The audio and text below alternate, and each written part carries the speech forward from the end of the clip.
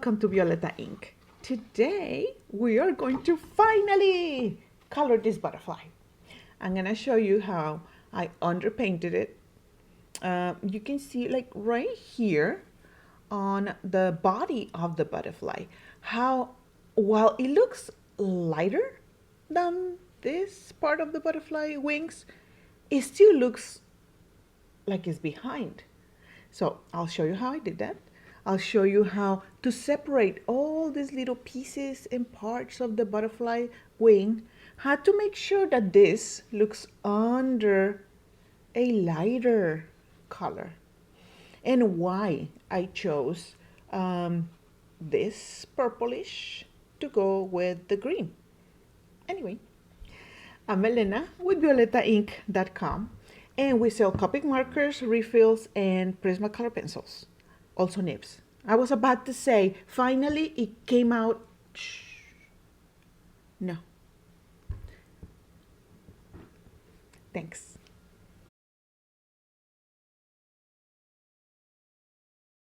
Today we're going to be using two all-abouts. The one you saw last week for V17 and the one for next week, which is BG13. We are starting with underpainting YG17.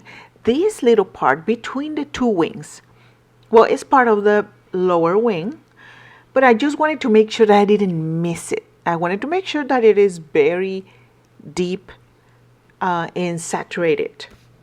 So I'm starting with YG17. I'm going to underpaint the whole section of the butterfly, of the wing. Now this is V09. I am not flicking as much just because it's a tiny bitty space and I did not want to go over it. Being very, very careful. I believe I'm going to be using only V09. I didn't use anything else. Now we're going to start with the wing that is in the back of the top wing. That means it has to be underpainted. Sorry about the lighting. I think it was the sun that was coming in and out, even though I have 4 big lights. Anyway, that was YG17. On top of it, we have to flick with V09.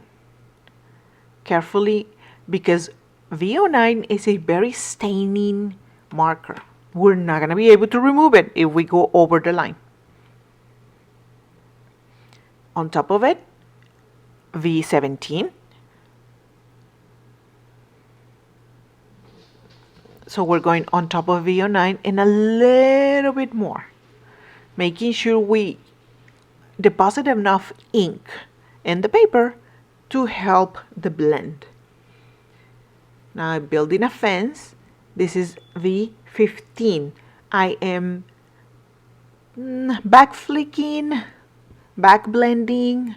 I don't know how I would call it, but it's when I start at the opposite side and I go back blending. So I do not take as much V09. I don't take as much of the darkness that I already created with the darkest marker.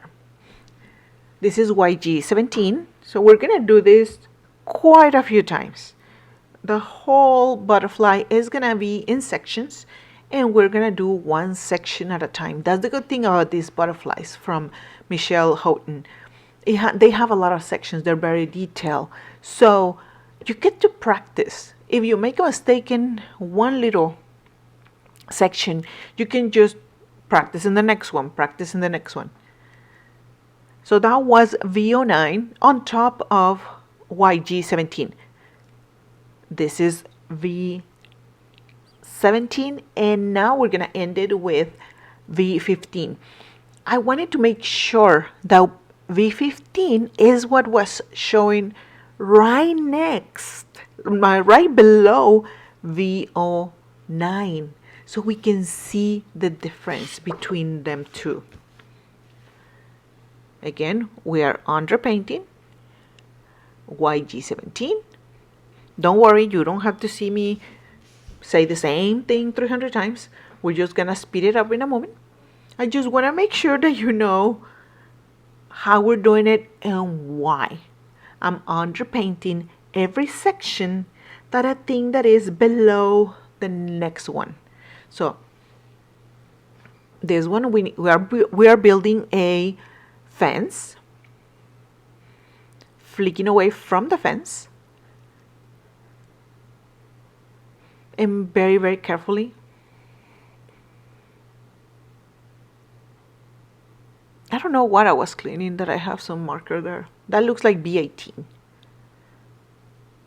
Do you call colors now by markers number? I do that. I'm like, oh, I like that. It's like white R09. So I went on top of it with V17. And we're gonna go flicking back with V15. If the lightest marker does not touch much of the darkest, which is V09, we are gonna be able to keep all that darkness. Remember, it's gonna have more, the lightest marker that you use is always gonna have more colorless blender. And what happens when you use colorless blender, it starts lifting some of the darkness. Again, underpainting with YG17, going on top with V09, V17, and V15. So I'm gonna speed it up now so you don't get bored.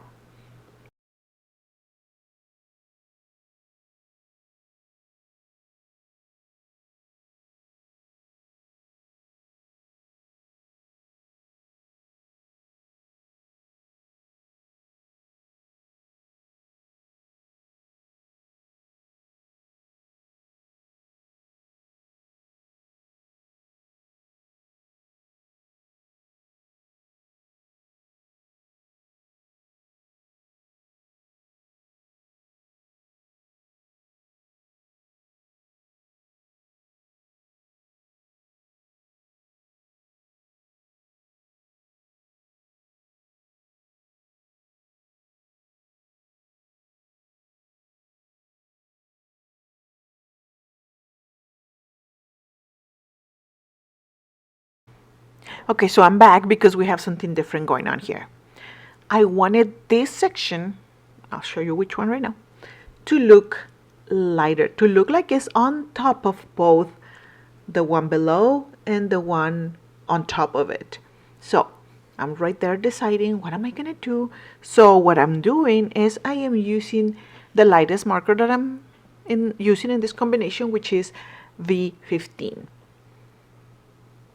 And then I'm gonna be using V09 to flick away from that fence that I just built. I had two underpainted parts, which is below, the section below and the section on top, the two sections on top. So I wanted to do this. I wanted to make it look a little bit different. And this is V15. Just blending it.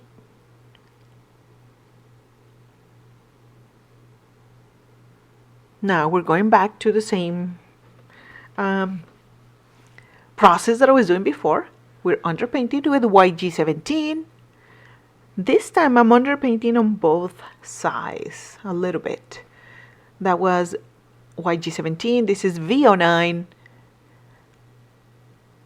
Making sure that all YG17 is covered. Then we're using V17. And we're gonna end with V15. Now remember that every time you underpaint, the marker that we chose to underpaint this is for V09. That means that the medium color might not be able to cover your underpainting. Now in this situation it will, because it was used for V17 and V09. Both of them will be fine. They can cover all the underpainting done with YG17. But there's other situations where, let's say I use a V34 for YG17. My next marker will be YG03. B34 will be too dark for YG03. That means that every time I underpaint, I make sure that my darkest marker covers all the underpainting, so you don't see the flicking at the end. Now, if that is what you want, that's the look that you're going for, then go ahead. So I'm flicking away with, this is V17. And now we're gonna go with this magenta, kind of looking a little bit on the purplish, but I think it's more, very light lilac. So now I'm gonna go back to speeding up the video, because we're doing the same thing, and I'll be back.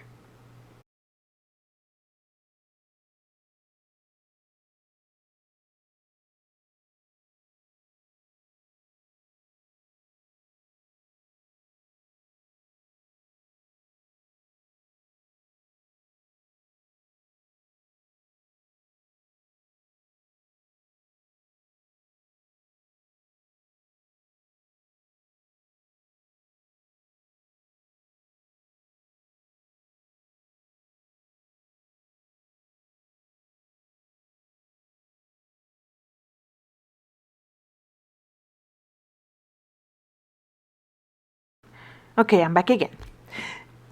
I wanted to talk to you about this underpainting. You see how on each section I'm going long on the sides and then a little bit shorter in the middle.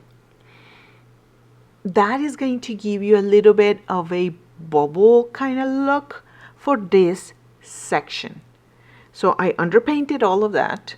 Now we're going to go on top of it with V09. And we're doing the same thing, long, then a little bit shorter, and then long again at the end. We're doing the same thing, short and then long. Same process in all the little, 4 sections that we have here. And if you have a longer section like this one, then you go a little bit longer. On top of it, we're gonna go with V17, making sure we're blending very well. It's the same process for every single one of them. This is V17. And we are only using V17. I am not gonna be using V15. I think. No, I'm right. I didn't use it.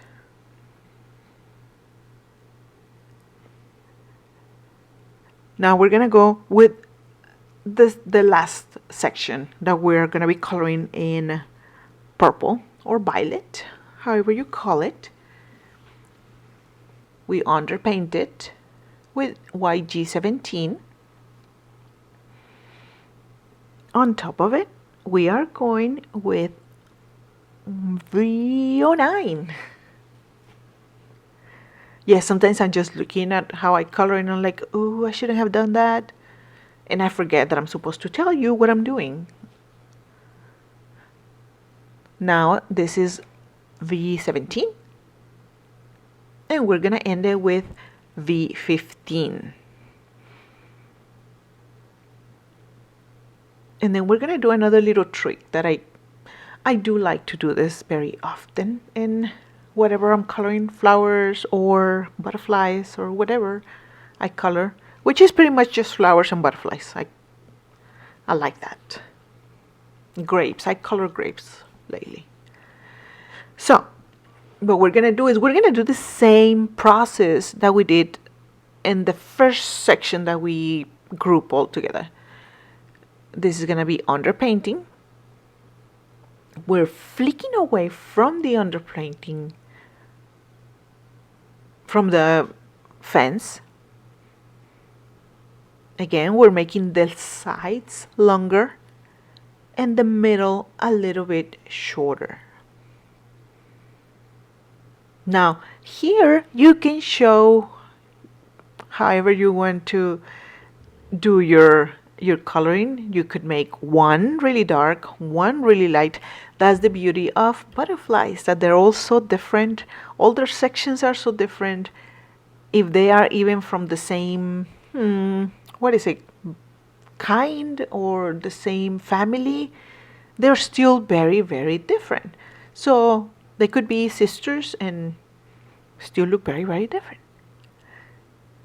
So I'm flicking away. I'm making sure I'm covering everything with V09, going on top of it with V17, and this time I left a small space for V15, which I cut off from the video, which I do not know why. I'm assuming is because my battery died.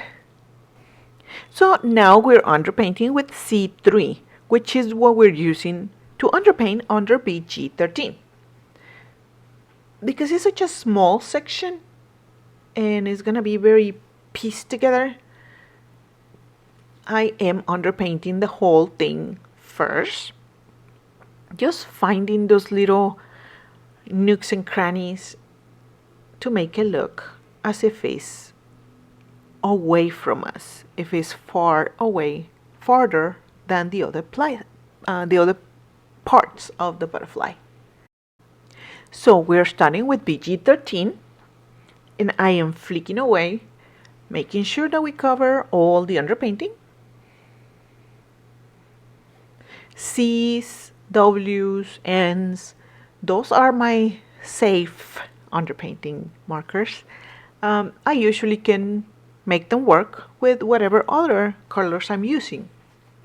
But I like the little hints of other colors under.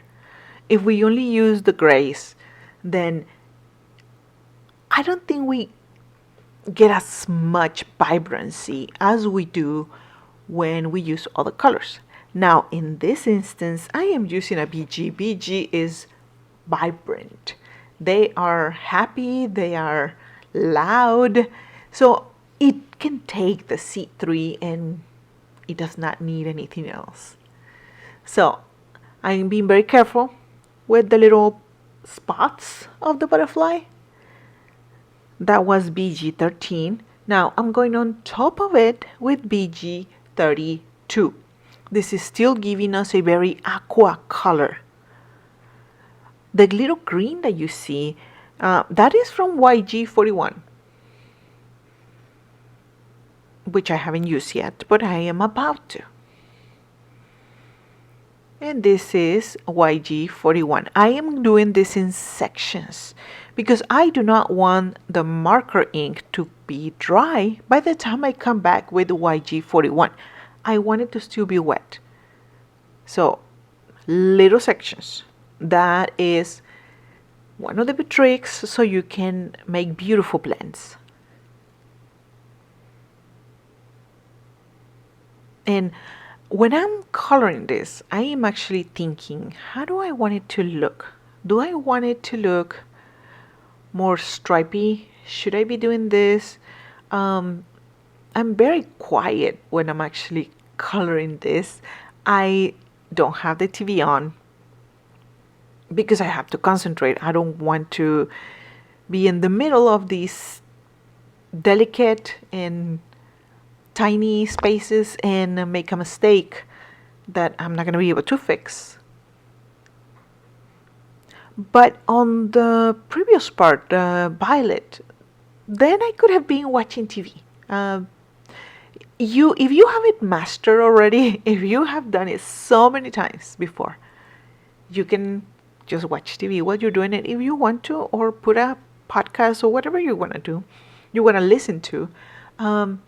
But if not here, I am not used to going in tiny bitty spaces like this. I color in large images. That's why I prefer digital images than the stamps. The stamps are too small for me. I like to go wild with them, and I can't be wild in tiny bitty spaces. So in this particular butterfly, I wanted to show you how to mix the colors, how to make sure that your butterfly does not look like a Frankenstein butterfly. One part belonged to one butterfly and the other little part belonged to someone else. I want it to look where you can see it matches. This little part might be green. This little part might be violet, but those little spots, they're gonna be violet too. So you can see that they are together. It's not a Frankenstein butterfly. So I'm not underpainting anymore because I already underpainted before the little parts that I wanted underpainted. You can barely see them, but they're there. Once you see it in person, you can see them better. I don't think the camera is catching as much as it does with the violet. That is BG32, making sure all of my BG13 is covered. We want it to be very blended in this part, in the green and the aqua part, because the spots are going to be breaking down this section. So I want the background, which, well, I guess it could be the background. Yeah, the background, which is the teal, blue-green, green color that we are using, it looks as blended as possible. So let's speed up this part so you don't have to hear me rumbling here all this time.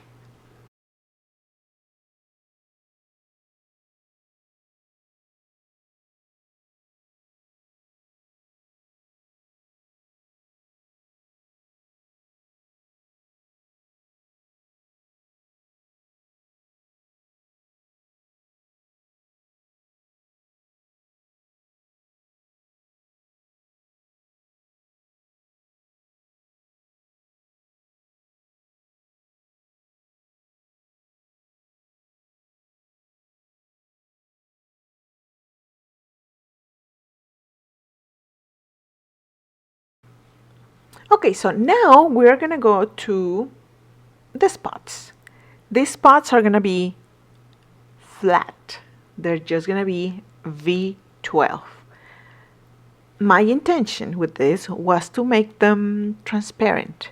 Now I fail at making them transparent because if they were, we would be able to see the green butterfly wing in the back. Of course, I didn't realize that when I was doing this. But hey, you learn what not to do here. So we're just gonna give a coat with V12 to all the little spots, which it only has spots on the top wing.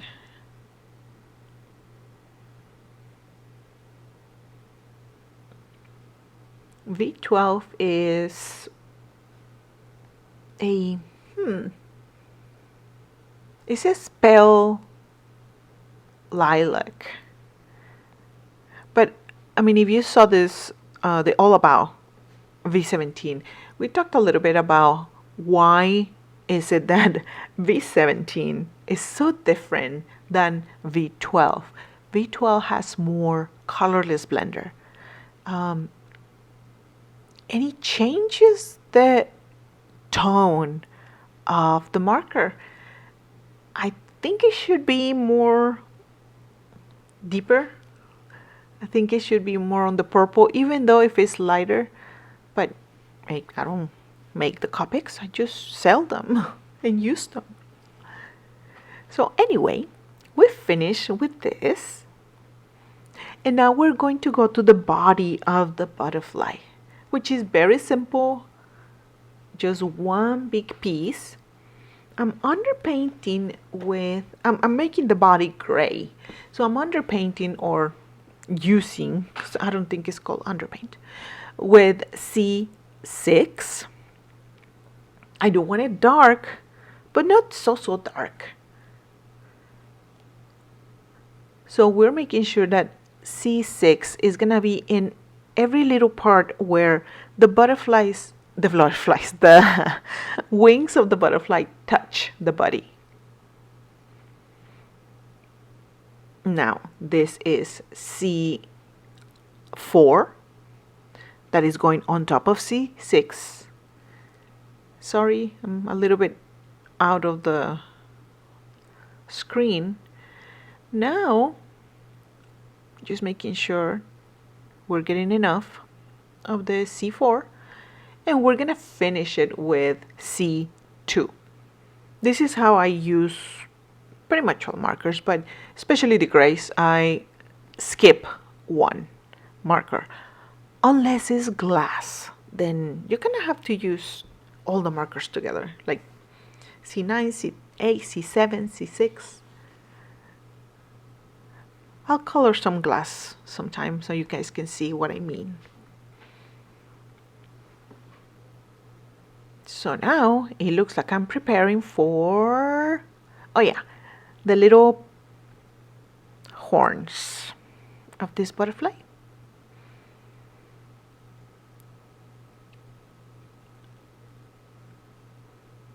This is just a multi-liner in black. You can use pretty much anything. It doesn't have to be from Copic. But I had it, so.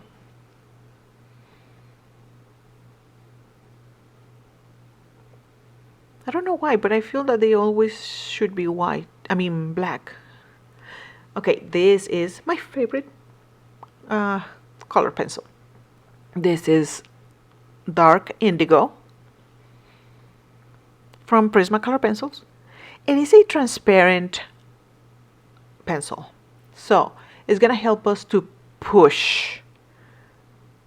So this is what I call push and pull. We're gonna push the butterfly to make it look more under the wings.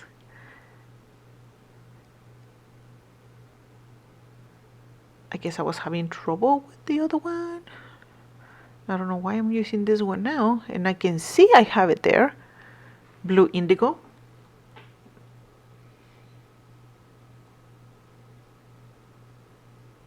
Ah, no, you know what?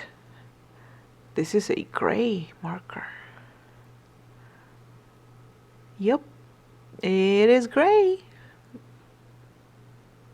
Let's see again. Yep. Okay, so this is going to be cool gray 90% Prismacolor pencils. Now, let's talk about why is it that I don't know what I was using. Because every single time that I want to do a swatch, that I want to do a combination, that I'm working on the all abouts, everything is new. I don't have any of these written down before.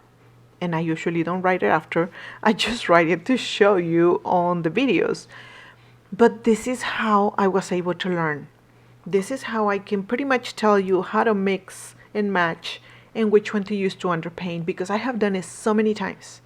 I have underpainted YG17 with B12, with B32, with B34, because every single time I want to underpaint it, I go and check. I go and swatch. I recommend you do that, and you're gonna love it. You're gonna learn so fast. So this is our final butterfly. I hope you liked it, and if you have any questions, leave it in the description box. I will see you next week. Bye.